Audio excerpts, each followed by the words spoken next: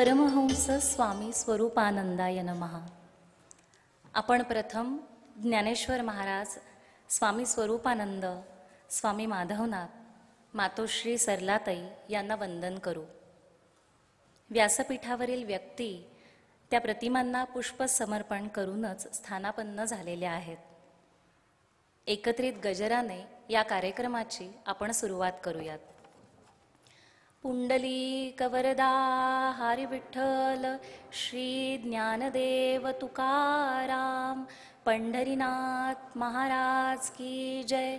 परमहंस सद्गुरु स्वामी स्वरूपानंद महाराज की जय. परमहंस सद्गुरु स्वामी अमलानंद महाराज की जय. परमहंस सद्गुरु स्वामी सत्यदेवानंद सरस्वती महाराज की जय. परमहंस सद्गुरु स्वामी माधवनाथ महाराज की जय. सर्व संतन की जय. जय जय रघुवीर समर्थ. स्वामी स्वरूपानंद यांच्या अमृतधारा या साकीबद्ध काव्यसंग्रहावरील अमृतधारा काव्यार्थ विवरण या स्वामी माधवानंद यांच्याकडून लिहिल्या गेलेल्या विवरण ग्रंथाच्या प्रकाशन सोहळ्याला जमलेल्या सर्वांचं मी स्वागत करते. स्वामी स्वरूपानंदांनी विरचित केलेल्या वरप्रार्थनेने आपण या कार्यक्रमाची सुरुवात करतो आहोत. गायत्री सेवक ही सेवा सादर करत आहेत. आज प्रकाशित होणाऱ्या ग्रंथाचं DTP गायत्री ताईंनीच केलं आहे. आपण सर्वजण मनोमन किंवा त्यांच्यासह वरप्रार्थना म्हणूयात.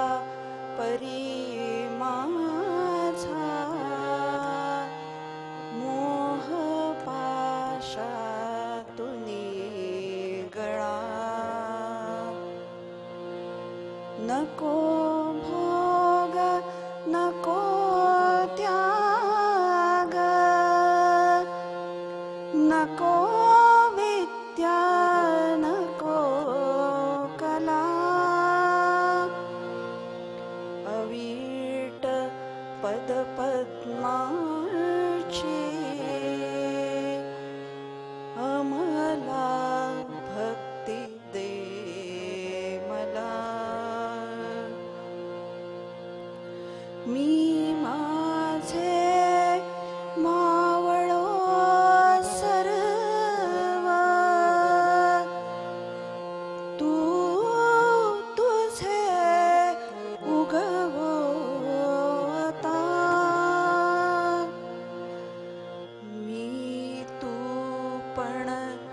जगन्नाथा हो एकचित्तत्वता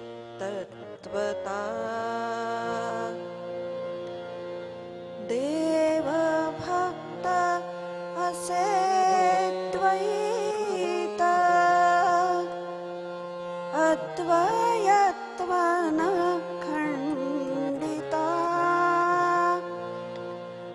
दाखवी देव देवेशा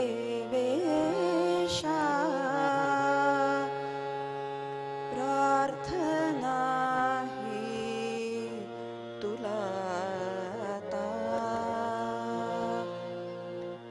प्रार्थना ही तुला आता प्रार्थना ही तुला आता.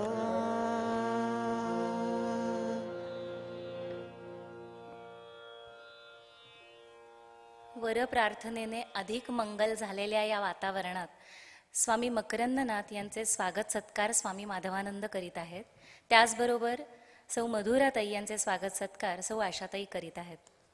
स्वामी मकरंदनाथ या कार्यक्रमाला अध्यक्षस्थानी लाभले ही मोठी भाग्याची गोष्ट आहे. सर्व साधकांच्या वतीने मी त्यांना वंदन करते.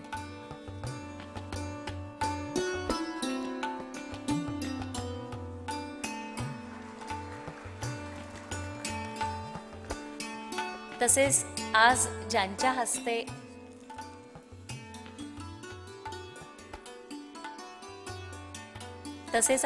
हस्ते ग्रंथप्रकाशन होणार आहे ते आदरणीय जयंतराव देसाई यांचे स्वागत सत्कार स्वामी माधवानंद करीत आहेत आणि त्याबरोबरच सौ शुभांगीताई यांचे स्वागत सत्कार सौ आशाताई करीत आहेत.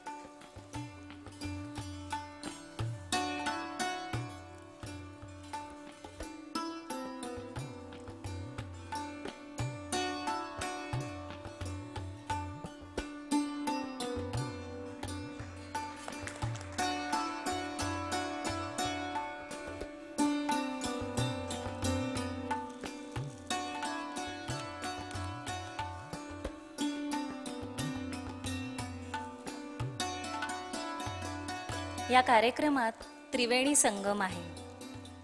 सर्वांचं उगम तीर्थ स्वामी स्वरूपानंद आहेत.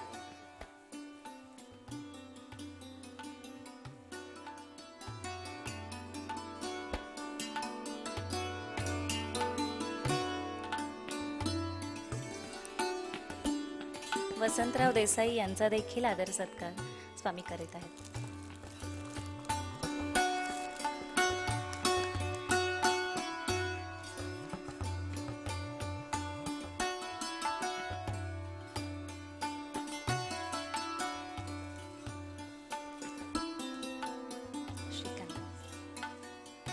त्यानंतर श्रीकांत देसाई यांचा स्वागत सत्कार स्वामी करत आहेत.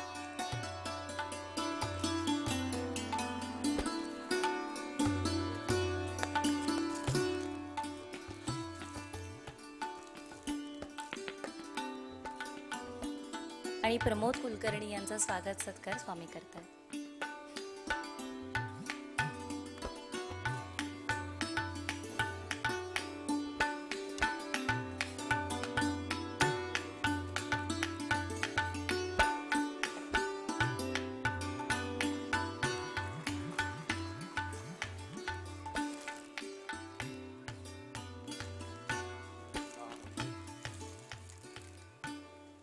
या कार्यक्रमात त्रिवेणी संगम आहे.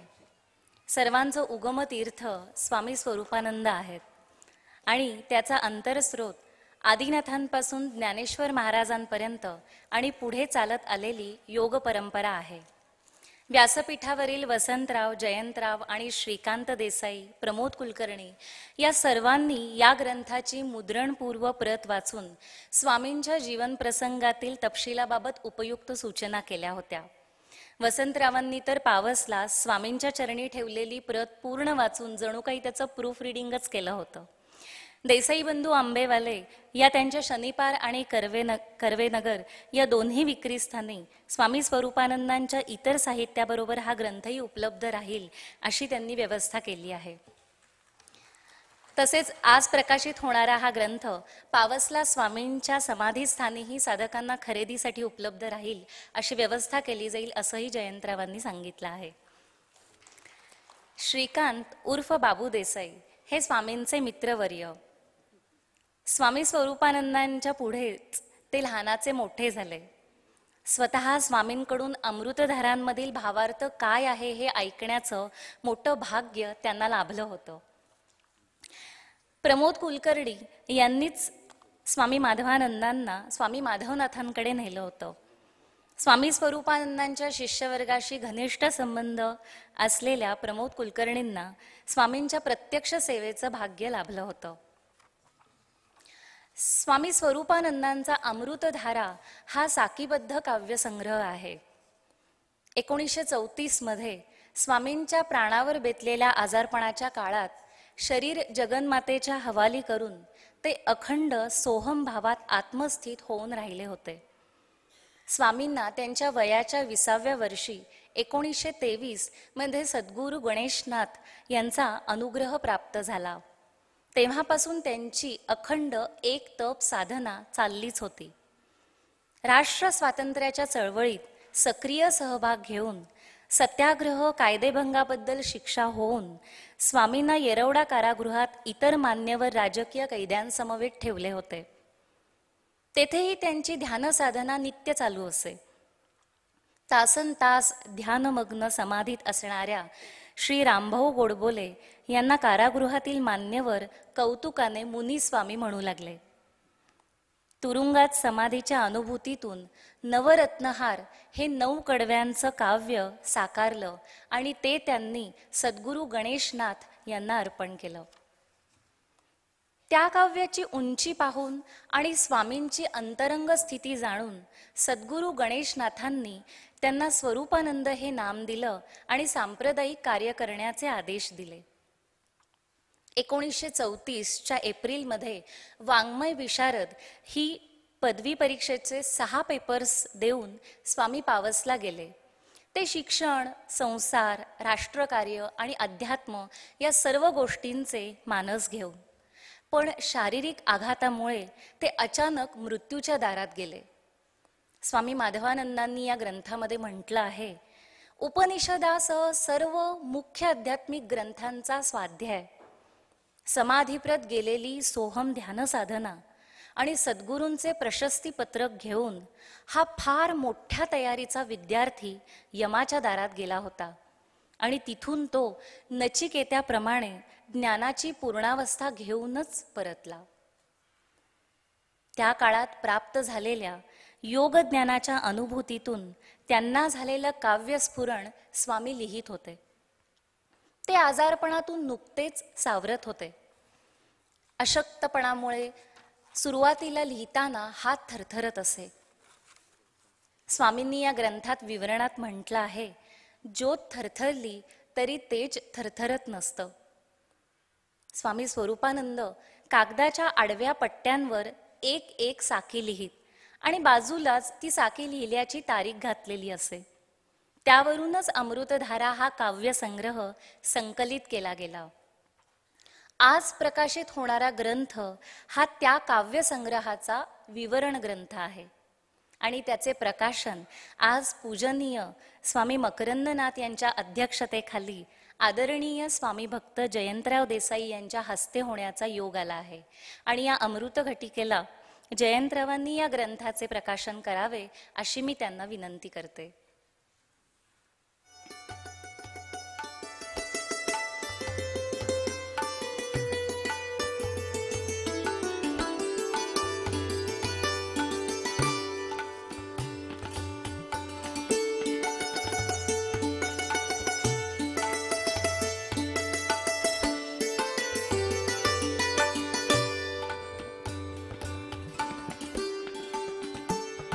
नमस्कार.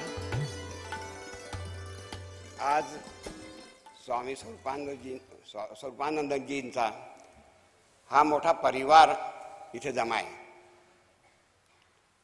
आपण म्हणतो ना, एक कुटुंबच सगळं आपण इथे.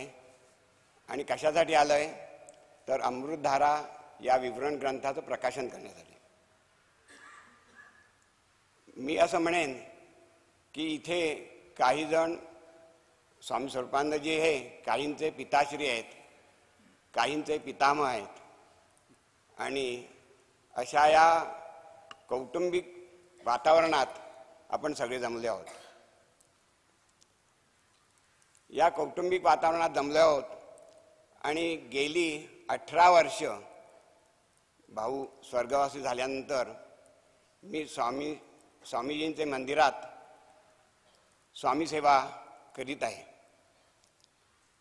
आता बघा, आपण सगळे स्वामी भक्त आहोत. आणि स्वामी भक्त म्हटलं की प्रत्येकाचं स्वामी स्वरूपानंदजींवर अतोनात प्रेम आहे. आता त्यांनी लिहिलेल्या अमृतधारा या ग्रंथाचं आज प्रकाशन, आणि ते मी करतोय म्हणजे मी नसून आपण सगळेजण करत आहोत अशी माझी धारणा आहे. याला कारण एकच की मी आपल्या सगळ्यांचा प्रातिनिधिक स्वरूपात मी हे प्रकाशन करणार आहे. पण आपण सगळे स्वामी भक्तच आहोत. आणि आपण स्वामी भक्त असल्यामुळे स्वामींच्या वाङ्मयाचं प्रकाशन आपण सगळ्यांनी मिळून, आणि मी तर म्हणेन की टाळ्याच्या गजरात न करता आपण सर्वांनी 2 मिनिटं उभं राहावं आणि स्वामींच्या जय जयकारात हे प्रकाशन व्हावं अशी माझी आपणा सर्वांना विनंती आहे.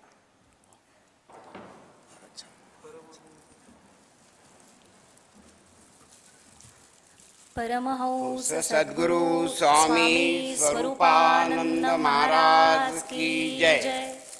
परमहंस सद्गुरु स्वामी स्वरूपानंद महाराज की जय.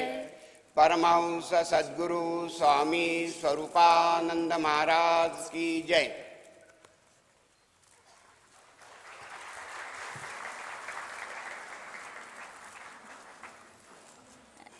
जयंतरावांना ग्रंथ प्रकाशनाबद्दल सर्व साधकांतर्फे धन्यवाद. आजच रात्री येथूनच ते अमेरिकेला जायचे असूनही ते आणि शुभांगीताई प्रकाशनासाठी येथे आले, त्याबद्दल त्या उभयतांना पुनश्च धन्यवाद देते. या ग्रंथाची प्रथम भेट सद्गुरू स्वामी माधवनाथ व मातोश्री सरलाताई स्मरणपूर्वक त्यांचे चिरंजीव आदरणीय बापूसाहेब वाकडे यांनी त्यांची आणि प्रिय सुरेखाताई आणि प्रतिभाताई यांचीही ग्रंथभेट स्वामी माधवानंदांकडून स्वीकारावी अशी मी त्यांना विनंती करते.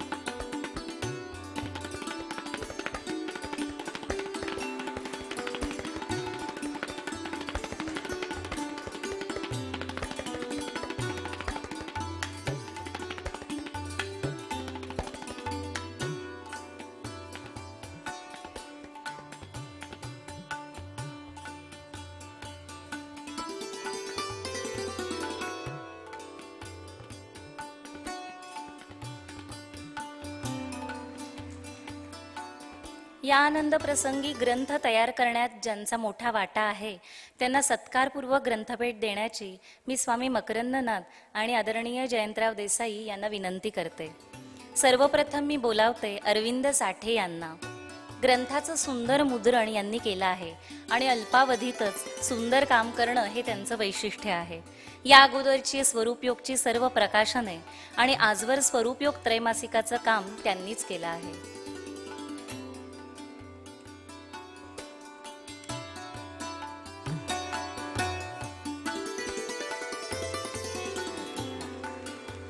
यानंतर मी बोलावते श्री सचिन देशपांडे यांना, पण आज ते उपस्थित नाहीये. ग्रंथाच्या मुखपृष्ठाची संकल्पना खरं तर स्वामींची होती आणि त्यानुसार पावस यात्रेत मार्लेश्वरला स्वामींनी आणि कित्येक युवकांनी घेतलेल्या छायाचित्रातून अत्यंत सुंदर कंपोजिंग करून मुखपृष्ठ तयार केलं ग्राफिक डिझायनर सचिन देशपांडे यांनी. ही छायाचित्रे पंकज नेरुरकर याने घेतली होती. यानंतर मी बोलावते अर्जुन कौस्तुभन याला. अर्जुनने ग्रंथातील सुंदर पेन्सिल स्केचेस काढली आहेत. भाग्यनगरी म्हणजे हैदराबाद युवा केंद्रातील अर्जुन कौस्तुभन हा व्यवसायाने सॉफ्टवेअर इंजिनियर आहे. त्याने केवळ 15 दिवसात सर्व चित्रे काढून दिली. पावस स्वामींचं घर अनंत निवास आणि त्यातील स्वामींची खोली यांची त्या काळातल्या फोटोवरून काढलेली स्केचेस आहेत. अर्जुन 13वाच अमेरिकेला जायचा आहे, तरी तो हैदराबादहून कार्यक्रमाला आलेला आहे.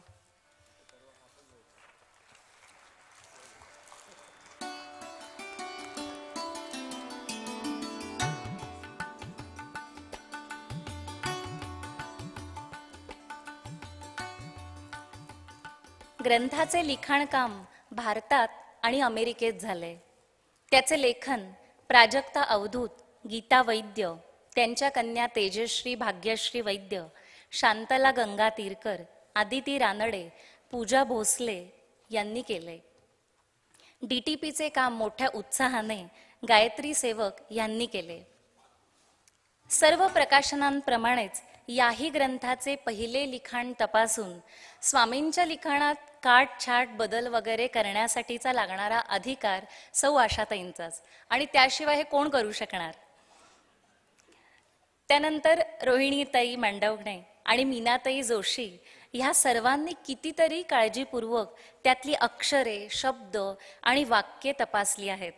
म्हणजे ग्रंथ वाचून केवळ त्यामध्ये चूक नाही हे कळतं, पण त्यामागे मजकूर बरोबर करणाऱ्या ह्या सर्व व्यक्ती आहेत आणि त्यांनी केलेलं उदंड काम आहे. प्रथम स्वामींची अमृतधारावर प्रवचनं झाली ती टेप करून अत्यंत आत्मीयतेने आणि सुंदर अक्षरात लिहिली होती कैलासवासी सौ जयश्रीताई कारखानीस यांनी. स्वरूपयोगच्या कार्याच्या उभारणीमध्ये सुरुवातीला त्यांचं खूप मोठं योगदान होतं. स्वामी स्वरूपानंदांच्या वाङ्मयावर PhD करण्याचा त्यांचा मानस होता आणि स्वामींनी त्यांना संजीवनी गाथेतील अभंगांच्या कामासाठी मार्गदर्शनही केलं होतं. त्यांच्या स्मृतीला कृतज्ञतापूर्वक अभिवादन.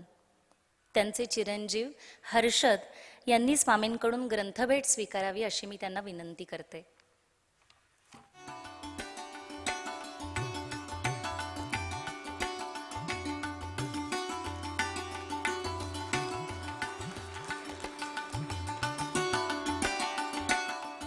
या ग्रंथाची प्रकाशनपूर्व प्रत आदरणीय जयंतरावांनी वाचून पाहिली होती.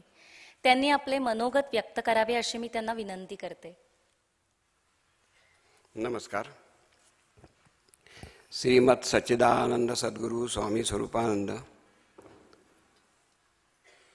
चुकलं माझं जरा, ज्ञानेश्वर माऊलीचा पहिल्यांदा, तर आदरणीय ज्ञानेश्वर माऊली, श्रीमत सच्चिदानंद सद्गुरू स्वामी स्वरूपानंद, माधवनाथ महाराज, नंतर आशा सरलाताई, श्री आजच्या समारंभाचे अध्यक्ष मकरंदनाथजी, या आपण जे प्रकाशन सोहळा करतोय त्या पुस्तकाचे लेखक आणि स्वामी माधवनाथजी,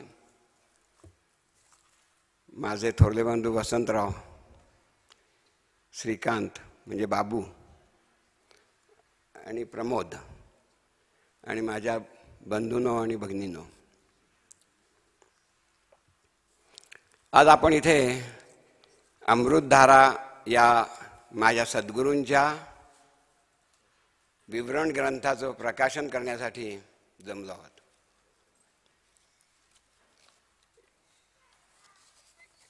मला माहीत होतं की हा ग्रंथ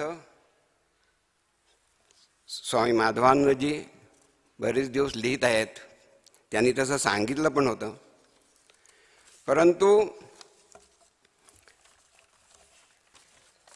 त्या ग्रंथाला प्रकाशन समारंभाला 6 मार्च तारीखही त्यांनी मला सांगितली होती आणि या समारंभाला तुम्ही यायचं आहे असंही सांगितलं होतं. त्यामुळे मी त्या दृष्टीने समारंभाला यायचं म्हणजे मी खरा माझ्या मुलीने अमेरिकेला बोलावलं होतं ते आधीच जायचं होतं, पण हा समारंभ पुरा केल्याशिवाय जायचं नाही असा एक मनात दृढ संकेत केला होता. त्यामुळे 6 तारखेचा हा समारंभ झाला की रात्री जायचं. तर आपणाला माहिती आहे की हल्ली पुणे मुंबई रस्त्यावर काम चालू आहे, त्यामुळे फार दिरंगाई होते.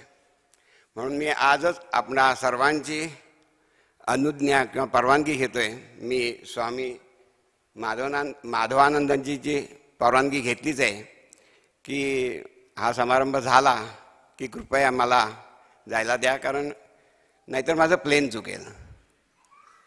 तर आपण पण त्या मोठ्या मनाने मला परवानगी द्याल अशी आशा आहे. तर 11 फेब्रुवारीचा दिवस होता, मला चांगला आठवतो. स्वामीजींचा फोन आला, मी घेतला. ते म्हणाले काय मला की हे जे पुस्तक आहे आपलं अमृतधारा विवरण ग्रंथाचं प्रकाशन आपण करावं. मी त्यांना म्हटलं अरे असं काय तुम्ही सांगताय, एखाद्या संतांकडनं किंवा एखाद्या साहित्यिकाकडनं प्रकाशन करावं, मी कुठला. तर ते आपल्या भूमिकेशी ठाम होते, अगदी पक्के होते. नंतर बोलता बोलता ते म्हणाले स्वामी मकरंदनाथजी पण इथे येणार आहेत, मोठा चांगला कार्यक्रम होईल आणि तुम्ही आता काही नाही म्हणू नका. खरं पाहिलं तर मला फार आनंद झाला होता, कारण कोणालाही आनंद होण्यासारखीच ही घटना आहे. आपणाला माहिती आहे की हाताचं भूषण असं सगळ्यांनी आपल्याला सांगितलं आहे की दान हस्तस्य भूषणम दानम असं हाताचं भूषण आहे. आमचे भाऊ म्हणायचे की मंदिरात गेल्यावर मी 3-3, 4-4 तास स्वामीजींचा प्रसाद देतो. का तर माझे हात त्यामुळे पवित्र होतात. स्वामीजींचा प्रसाद दिला की माझे हात पवित्र होतात, म्हणून माझे हात पवित्र झाले. मी तर आत्ता असं म्हणेन की आज हे स्वामीजींच्या अमृतधारा या ग्रंथाचं विवरण ग्रंथाचं प्रकाशन माझ्या हस्ते झालं म्हणून माझे हात सुद्धा पवित्र झाले.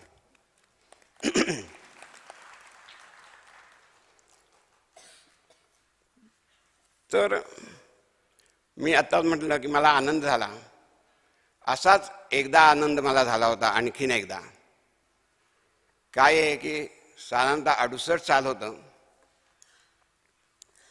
आणि आमचं स्वामी स्वरूपानंद सेवा मंडळ या संस्थेचे पदाधिकारी कोण असावेत याबद्दल चर्चा चालू होती.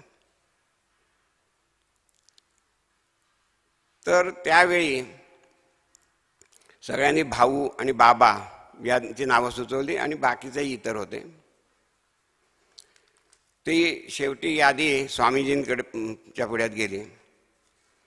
स्वामीजी म्हणाले काय की भाऊंना तुम्ही एखादं पद द्या अगर नका देऊ, ते काम हे अविरत करणारच आहेत, त्यांना पदाची कधीच अपेक्षा नाही.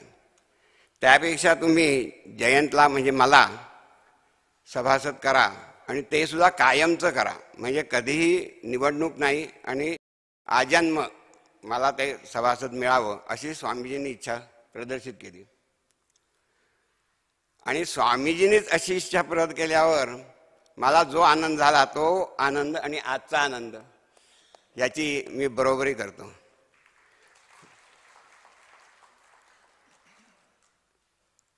तर असा आनंद आपल्या सद्गुरूंचं हा त्यात एक महत्त्वाचा दुवा आहे. आत्ताच आपल्याला थोडक्यात सांगितलं गेलंच की स्वामीजींनी कसं लिहिली ती अमृतधारा हे काव्य, हे महाकाव्य मी म्हणेन. कसं लिहिलं तर त्या चिठ्ठ्या किंवा एक कागदाचे असे तुकडे केलेले होते, पण ते सुद्धा सारख्या आकाराचे होते. त्यांना त्यावेळी इतकं त्राण नव्हतं त्यांच्या शरीरात की एखादं पुस्तक एखादी वही उचलावी आणि लिहावं असंही नव्हतं. तर त्यांना फक्त एखादा लहानसा कागदाची पट्टी, साधारणतः 3 बाय 7 इंचाची पट्टी असे, आणि त्या कागदावर थरथरत्या हाताने ते मनन केलेली, चिंतन केलेली किंवा भावसमाधीत असलेली, त्यांच्या स्मरणात असलेली ते अमृतधारा लिहित असत. अशा जवळजवळ त्यांनी 187 अमृतधारा लिहिल्या. त्यातल्या आपण 161 धारांचं अमृतधारा हे 162 धारांचं अमृतधारा हे पुस्तक प्रकाशित केलं गेलं. आणि त्या प्रकाशित केलेल्या पुस्तकांवर विवरणात्मक स्वामी माधवानंदांनी हे पुस्तक लिहिलं. खरोखर साक्षात्कारी संतांचं प्रासादिक वाङ्मय हे प्रासादिक असतं आणि म्हणूनच त्याच्या अनुवादास फार फार महत्त्व असतं असं मी म्हणेन. त्यासाठी उपासनेचे, तपाचे सामर्थ्य लागते. प्रत्यक्ष साधना व्हावी लागते आणि त्यासाठी मनन, चिंतन, निष्काम सेवा कार्य व्हावं लागते. म्हणूनच ह्या प्रासादिक ग्रंथांचं गूढार्थ किंवा त्यातले गूढार्थ किंवा त्याचे भावार्थ हे आकलन होतात आणि उलगडून दाखवण्याची क्षमता येते. तर मी तर असं म्हणेन, स्वामीजींनी त्यासाठी म्हणजे 1998 सालापासून त्यांनी रत्नागिरीत प्रवचनं केली होती आणि त्या अमृतधारेवरच त्यांनी स्पष्टीकरणात्मक प्रवचनं केली होती. आणि तेव्हापासून त्यांच्या मनात हे पुस्तक लिहावं असं असणार.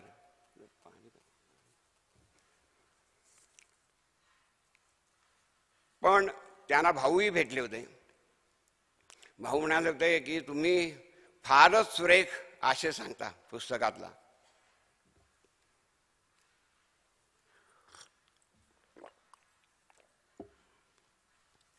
तर असा आशय तुम्ही इतका सुरेख सांगता की तुम्ही एक स्वामींचं चरित्र पण लिहा. म्हणजे भाऊना एवढं ते भावलं होतं त्यांचं स्वामींविषयी लिहिलेलं.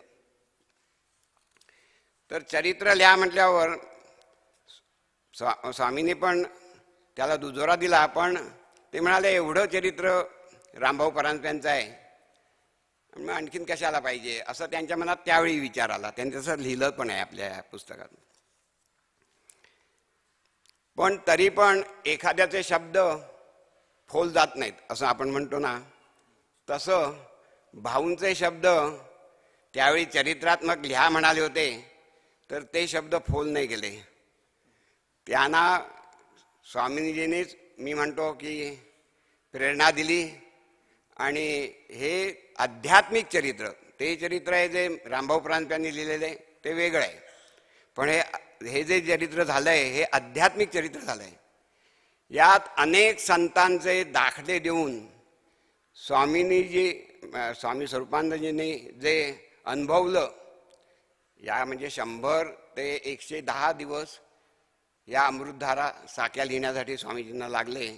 तर ह्या 100 ते 110 दिवसात त्यांनी जे अनुभवलं, जे मी असं म्हणेन ते जगले आणि त्यातनं हे काव्य निर्माण झालंय. आणि त्या काव्याचा गूढार्थ किंवा भावार्थ स्वामींनी दिला. म्हणजे स्वामीजींचं सुद्धा किती त्यांनी तयारी केली असेल आपल्या पितामहांची. त्यांचं जे काय त्यांनी अनुभवलं होतं ते लिहायचं आहे. तर स्वामीजींनी आपल्या ह्या पुस्तकात म्हटलंय ते 2च थोडंसं वाचून दाखवतो मी. आपण आनंदाच्या धारा आपल्या आनंदाला तशा का येत नाहीत, म्हणजे अमृताच्या सद्गुरूंच्या अनवरत धारा या आपल्या आनंदाला का येत नाहीत असा आपल्याला नेहमी प्रश्न पडतो. तर आम्हीच आमच्या डोक्यावर छत्र्या धरून तो वर्षाव आम्हाला भिजवणार नाही याची काळजी घेत असतो. या छत्र्यांना पूर्वसंकल्पाचा दांडा असतो. संसारिक गोष्टीच्या प्राधान्याच्या काड्या असतात. देहबुद्धीचं जाड कापड असतं. अहंकाराची मूठ असते आणि ममत्वानं ती घट्ट पकडलेली असते. तर या अमृतधारा काव्याचा आनंद घेण्यासाठी मात्र आपण सर्वांनी आपल्या देहबुद्धीच्या छत्र्या मिटवून टाका. या धारामध्ये भिजायचं आहे, या काव्याचा आस्वाद घ्यायचा आहे. स्वामीजींच्या पाऊलखुणांना विचारित अनुभूतीच्या पाऊल वाटेनं या अमृतधारांच्या उगमापाशी पोहोचून स्वामी स्वरूपानंदजींचं चरणस्पर्शपूर्वक दर्शन घ्यायचं आहे. हे काव्य संभाषण ते कधी जगन्मातेशी, तर कधी स्वतःशी, तर कधी आपल्याशी करीत आहेत. अनुभव त्यांचे वैयक्तिक आहेत, पण कथन मात्र सर्वांसाठी आहे, असं स्वामीजींनी अगदी पक्क लिहून ठेवलं आहे. आणि हे तुम्ही ध्यानात घ्या की हे आपल्यासाठी सगळ्यांचं आहे. तर त्या दृष्टीने आपण त्यासाठी प्रयत्न केला पाहिजे. हे विवरण वाचले की स्वामीजींबद्दलचा म्हणजे आपल्या स्वरूपानंदजींबद्दलचा आपला आदर अधिकच दुणावतो. जे कोणी भक्त हे पुस्तक वाचतील त्यांना स्वामीजींच्या आंतरिक त्यागाची आणि प्रेमभावाची यथार्थ कल्पना येईल आणि प्रत्यय पण येईल. स्वामीजींनी या अमृतधारा काव्याचे महाकाव्याचे विश्लेषण करणारा त्यांना भावोन्मेष असे संबोधले आणि वेगवेगळे असे 33 त्यांनी गट केलेत. एकूण 162 अमृतधारांचं विवरण केलंय. त्यावेळच्या या भावावस्थाच आहेत स्वामीजींच्या म्हणजे स्वरूपानंदजींच्या, आणि त्या अनुभवायच्या झाल्यास त्याच अवस्थेत आपणाला झोकून द्याव्या लागेल. आणि मग या सर्व अमृतधारा आहेत आणि हर एक धारेचा रसास्वाद घेताना त्यातील आशय उलगडताना स्वामीजींना सुद्धा त्या अवस्थेत जावं लागलंय असं मला वाटतं. आपणा सर्वांना त्याचा या स्थितीचा अनुभव घ्यायचा असेल तर माझं असं आपणाला सांगणं आहे की एखादी सकाळी लवकर उठा, एखादी अमृतधारा धारेतली एखादी धारा चिंतन मनन वाचा, नंतर त्यावरचं स्वामीजींचं विवरण वाचा आणि मग मनाशी चिंतन करत बसा. आपणाला माहिती आहे का की कमळ जसं विकसित होतं, फुलत जातं आणि नंतर आपोआप त्याचा सुगंध दरवळत जातो, तसं तुमच्या मनात ते चैतन्य अर्थात स्वामीजींचं चैतन्य आपल्या ह्याच्यात फुलत जाईल आणि नित्य शाश्वत असा आनंद तुमच्या अंतःकरणात दरवळत जाईल, पाझरत जाईल आणि एक अलौकिक असा आनंदाची प्रचिती तुम्हाला नक्की मिळेल.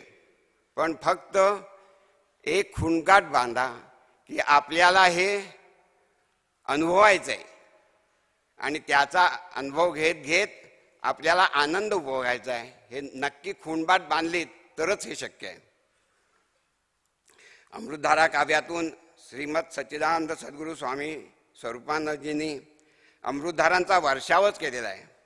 आपल्या सर्वांसाठी या अनमोल धारांचा सुगम सोपा अनुवाद स्वामी माधवानंदांनी करून दिला आहे. आपल्या संप्रदायासाठी, आपल्या परिवारासाठी ही खचितच भूषणावं गोष्ट आहे. बघा, स्वामीजींनी देह ठेवून 40 वर्ष झाली, 40-42, आणि त्या 40-42 वर्षानंतर हा सुगंध आपल्याला द्यायला स्वामी माधवनाथजी आलेत. तर असा हा सुगंध त्यांनी दिला आहे. मी तर म्हणेन की स्वामीजींचे लीला सहचर भाऊराव असे आम्हाला नेहमी म्हणत असत की त्यांच्याच शब्दात मी सांगतो की संप्रदायात स्वामी माधवानंद, स्वामी मकरंदनाथ यांच्यासारख्या विभूती असणे म्हणजे संप्रदायाचे वैभव आहे. आणि हे वैभव असेच चढते वाढतं राहावं अशी स्वामीचरणी प्रार्थना करतो. आणि मला आज या प्रकाशन समारंभाला बोलवल्याबद्दल स्वामी माधवानंदजींना धन्यवाद देतो आणि माझे 2 शब्द संपवतो. श्रीमद सच्चिदानंद सद्गुरु स्वामी स्वरूपानंद महाराज की जय।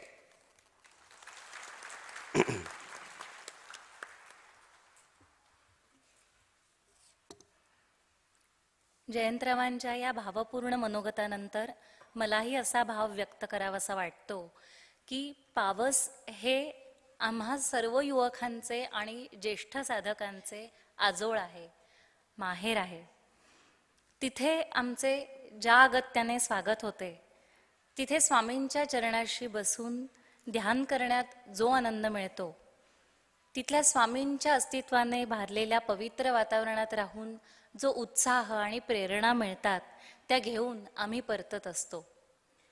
आपल्या स्वामी कायम म्हणतात की प्रत्येकाने वर्षातून एकदा तरी पावसला स्वामींच्या चरणी जाऊन आलं पाहिजे आणि आपल्या साधनेचा हिशोब त्यांना दिला पाहिजे। पुढील कार्यक्रमाकडे आपण वळतोय। अमृतधारा काव्यार्थ विवरण ग्रंथाचं ई-बुक बुक गंगाचे प्रवर्तक श्री मंदार जोगळेकर यांनी प्रकाशनासाठी तयार केला आहे। स्वामी मकरंदनाथ यांच्या शुभ हस्ते ते प्रकाशन आता होत आहे। मंदार जोगळेकर हे माय विश्व टेक्नॉलॉजीचे संस्थापक आणि CEO आहेत।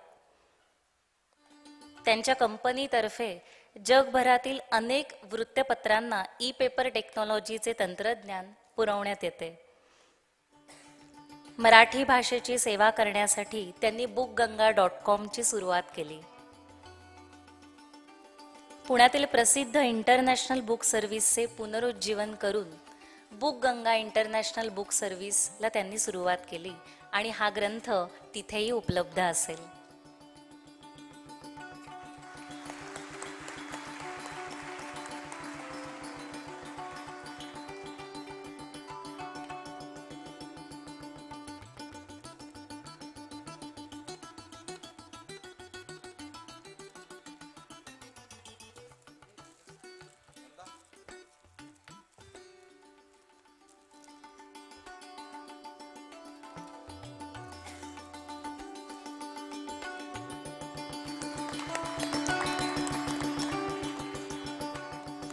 मंदार हे फिलाडेल्फियातील साधक परिवारातील साधक आहेत, हे गौरवास्पद आहे आणि मंदार दादाला याबद्दल धन्यवाद। आता आपण लेखकाचे म्हणजे स्वामींचे मनोगत ऐकणार आहोत। त्यांनी ते व्यक्त करावं अशी मी त्यांना प्रार्थना करते।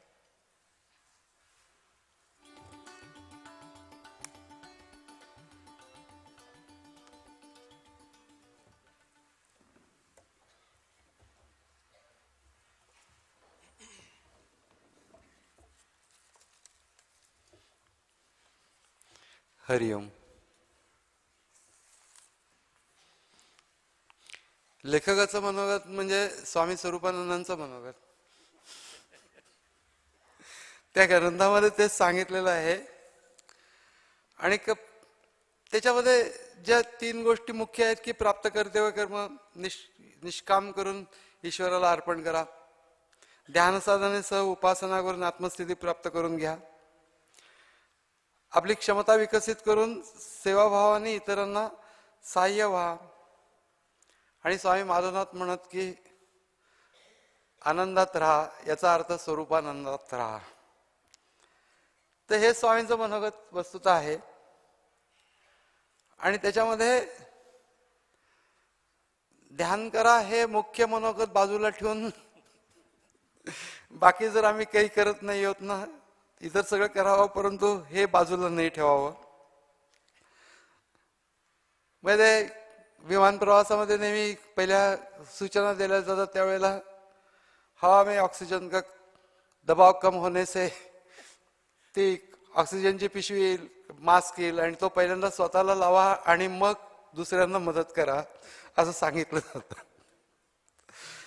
दुसरं म्हणजे भाऊंच्या बाबतीत सांगितलंच त्यांनी, किती एक गोष्ट होती की भाऊंचा शब्द खाली पडू नये म्हणून स्वामींनी माझ्याकडनं लिहून घेतला, अशी एक माझी भावना आहे। दुसरी गोष्ट त्याच्यातला अजून एक भाग म्हणजे बाबा परांजपेंनी आणि त्यांच्या पत्नी इंदुताई दोघांनी मला बऱ्याच गोष्टी दिल्या, जसं की स्वामींच्या वर प्रार्थना त्यांच्या हस्ताक्षरात असलेली मला दिली. अशा कितीतरी गोष्टी होत्या. पण इंदुताईंची बहीण सुमनताई म्हणून, आणि सुमनताईंनी मला एक विशेष गोष्ट दिली होती की स्वामींची जी आई होती तिने त्यांना एकदा एक बोरू दिला होता, अगदी थोडा छोटा होता, आणि त्याने सांगितलं की हा आप्पाचा बोरू आहे तर तो तुला देते. तर काय कसला बोरू, काय लिहिलंय यांनी, तर स्वामींनी जी ज्ञानेश्वरी आपल्या सद्गुरूंना लिहून अर्पण केली ती या बोरूने लिहिलेली आहे. आणि तो बोरू सुमनताईंनी मला दिला आणि तो मी देवघरात ठेवून त्याचं नित्यपूजन करत असतो. मला असं वाटतं की हा ग्रंथ हे त्याचा प्रसाद आहे. आनंद गोष्टी आहेत. सांगायला आनंद आहे की आज 6 मार्चलाच 81 वर्षापूर्वी साख्यांचं लिखाण पूर्ण झालं, 6 मार्च 1935ला, आणि आज याच दिवशी आपण या पुस्तकाचं प्रकाशन करत आहोत.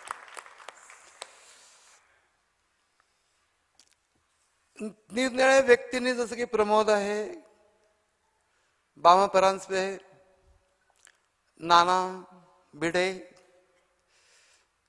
बाबा पडाळकर, अशा अनेक व्यक्तींच्याकडनं आठवणी घेतल्या होत्या मी. आणि यांनी सुद्धा फार सुंदर असे ग्रंथ संग्रहित केलेले सेवा मंडळाने, स्वामींच्या आठवणीच्या, आनंद निवासातल्या आठवणी, स्मृती सौरभ वगैरे. आणि या सगळ्या गोष्टी सगळ्यांच्या वरती कडी म्हणजे बाबू देसाई, म्हणजे श्रीकांत देसाई, हा स्वामींच्या आठवणींचा सागर आहे आणि तो सारखा उचंबळत असतो. आणि तो ऐकण्यामध्ये एक वेगळा आल्हाद आहे. पण त्याचा एक परिणाम म्हणजे एक स्वामींचं व्यक्तिमत्व माझ्या डोळ्यासमोर, म्हणजे चरित्रग्रंथ तर वाचतच होतं की अप्रतिमच आहे तो, परंतु या सगळ्या प्रसंगामधनं स्वामींचं जे व्यक्तिमत्व डोळ्यासमोर उभं राहिलं विलक्षण, ते सगळी तयारी स्वामींनी अगोदर करून घेतली आणि मग त्याच्यानंतर लिखाणाची स्फूर्ती दिली. त्यातली एकच आठवण सांगतो, कितीतरी आठवणी आहेत अशा, पण एक आठवण फार ऐकण्यासारखी आहे की एकदा बाबूला आप्पा म्हणजे स्वामींनी असं म्हटलं की लहानपणी असा एक काळ होता की ज्या वेळेला जी काही इच्छा मनामध्ये धरू ती पूर्ण होत असे. म्हणजे काय आप्पा, म्हणजे नक्की काय होतं असं त्यांनी विचारलं. तेव्हा त्यांनी असं सांगितलं की समजा जर का रस्त्याने चाललेलं आहे आणि एखाद्या ठिकाणी घरावरती फार सुंदर पडवळ लागलेला आहे, तो बघितल्यानंतर मला इच्छा निर्माण व्हायची किती छान आहे. तेव्हा आतली एक बाई बाहेर यायची आणि म्हणायची की आप्पा हा पडवळ आहे, जरा घरी घेऊन जातोस का, आईला दे, असं म्हणून तर द्यायचे हातात. मुलं खेळत असायची विट्टी दंडू, आपण तिथून जात असताना बघायचं आपल्याला पण खेळायला मिळालं तर काय मजा येईल असं मनामध्ये येणं.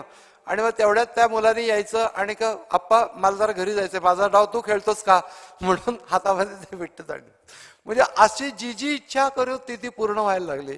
तेव्हा बाबूने आप्पांना विचारलं की आप्पा मग तुम्ही काय केलं, तर त्याच्यावरचं विलक्षण उत्तर आप्पांनी दिलं, म्हणजे स्वामींनी दिलं की जेव्हा सगळ्या इच्छा पूर्ण व्हायला लागल्या अशा रीतीने असं मला कळलं, तेव्हा मी असं ठरवलं की काही इच्छा करायची नाही.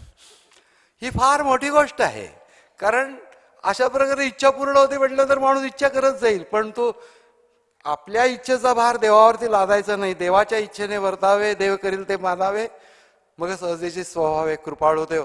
या गोष्टीचं प्रत्यक्ष जिवंत उदाहरण होतं. त्यामुळे महात्म्याच्याच मनामध्ये अशा प्रकारचा भाव येऊ शकतो. बाकी सर्वसाधारण माणसं आहे मनामध्ये, त्याच्या कोण इच्छा पूर्ण करते म्हणा, पण तरी देखील पण तो जो भाग आहे तो त्यांच्याच मनामध्ये अशा प्रकारची गोष्ट येऊ शकते. म्हणून स्वामी माधवनाथांनी ज्या वेळेला स्वामी स्वरूपानंदांच्या समोर, म्हणजे तिथे ज्या वेळेला प्रवचन केलं ज्ञानेश्वरीवरचं, त्यांनी सांगितलं म्हणून ही जी प्रतिमा आहे स्वामी स्वरूपानंदांची त्यावेळेला आहे की कपाळाला बुक्का लावलेली, तर त्यावेळेला महात्मानच तुमाम पार्थ दैवीम प्रकृतीमाश्रित याच्यावरतीच केलं. आणि इतकंच नव्हे तर नंतर ज्या वेळेला पांडुरंगाच्या मूर्तीची प्रतिष्ठापना केली त्यावेळेला सुद्धा हाच विषय घेतला होता. कारण की स्वामींच्या तिचं जर का बोलायचं असेल तर महात्मा नसतो माम पार्थ. आणि दैवी प्रकृती म्हणजे काय, दैवी प्रकृती ज्यांचा आश्रय घेऊन राहते असं ज्ञानेश्वर महाराजांनी म्हटलंय, तशा प्रकारचे स्वामी होते. या अशा प्रकारच्या अनंत गोष्टी त्या स्वामींच्या चरित्रामध्ये तर आहेतच, परंतु या सगळ्या प्रसंगामधनं असं एक व्यक्तिमत्व उभं राहिलं. सगळ्या गोष्टी स्वामींनी करून घेतल्या असं मी जरूर म्हणतो, कारण प्रत्येक वेळेला अशा घटना घडत गेल्या की ज्या वेळेला असं त्याला दुसरं काही योग, केवळ योगायोग असं म्हणता येणार नाही. मी असं मुखपृष्ठाचं चित्र काय काढायचं, डोळे मिटल्यानंतर लगेच त्या मार्लेश्वर डोळ्यासमोर आले, त्याचे फोटो काढलेले होते. त्याच्यानंतर आतमधले चित्र काय, लगेच अर्जुन डोळ्यासमोर आला की तो पेन्सिल स्केचेस करेल. म्हणजे त्याला काही विचार नाही करायला लागला. अशा रीतीने ते सगळ्या बारीक सारीक गोष्टींची सुद्धा पूर्तता झाली. इतकंच नव्हे तर ज्यावेळेला प्रकाशन पूर्व स्वामींच्या चरणी ठेवण्यासाठी म्हणून तिथं ठेवले होते त्यावेळेला जयेंद्रराव तिथं नव्हते, ते परदेशी गेलेले होते. आणि त्यावेळेला मी म्हटलं आता हे कोण पाहणार, तर दुसऱ्या दिवशी योगायोगाने वसंतराव त्या ठिकाणी गेले आणि मग त्यांनी ती प्रत नेली आणि संपूर्ण प्रूफ रिडिंग केलं. याचं कारण स्वामींच्या पूर्वीच्या सगळ्या ग्रंथाचं प्रूफ रिडिंग वसंतराव करत होते. आणि स्वामींना असं म्हणायचं होतं की वसंतराव तुझं काम संपलेलं नाही, हे काम तुला करायचं. म्हणून सगळ्या गोष्टींची अशी योजना करून ठेवलेली होती. जसं काही की आज या ठिकाणी हा समारंभ होणार, स्वामी मकरंदनाथांच्या अध्यक्षतेखाली होणार, जयेंद्ररावांच्या हस्ते होणार, हे सगळं ठरल्यासारखं आहे. होतं जणू काही. आणि जेव्हा अतिशय अवघड वाटणाऱ्या गोष्टी अतिशय सहजपणे घडतात त्यावेळेला त्याच्या पाठीमागे एक दिव्य शक्ती काम करत असते. आपण स्वामी स्वरूपानंदांच्या रूपामध्ये तिला भावत आहोत. स्वामी माधवनाथांच्या जन्मशताब्दीच्या पूर्वकालामध्ये हा कार्यक्रम होतो आहे. तर स्वामी म्हणत आहेत की मुलांनो, एकाच ठिकाणी दंगा करण्यापेक्षा वेगळ्या वेगळ्या ठिकाणी तुम्ही काम करताय ते चांगलंच आहे, पण अशा कार्यक्रमाला सगळ्यांनी एकत्र यायला पाहिजे. म्हणून स्वामींची मुलं, नातवंड, पतवंड, धर्मप्रेमी, राष्ट्रप्रेमी, अध्यात्मप्रेमी, उन्नत असा साधक वर्ग, स्वामींच्या प्रेमाने इथं पाचारण केला गेला आहे. जगन्मातेने बोलवलेलं आहे, अवर्णनीय स्वयंशुद्ध तू, तुला रूप ना रंग, परंतु माते मज बोलविते प्रेमळतानेच संग. त्या प्रेमळतेने जगन्मातेने आपल्याला एकत्र आणले. स्वामींच्या माध्यमामधून आपण एकत्र आलेलो आहोत. आणि ही जी गोष्ट आहे त्याच्यासाठी म्हणून पुढचा समारंभ म्हणजे आज सगळ्यांना ज्याची उत्सुकता आहे ते म्हणजे मकरंदनाथ आज त्यांचा अध्यक्ष म्हणजे मनोगत व्यक्त करते.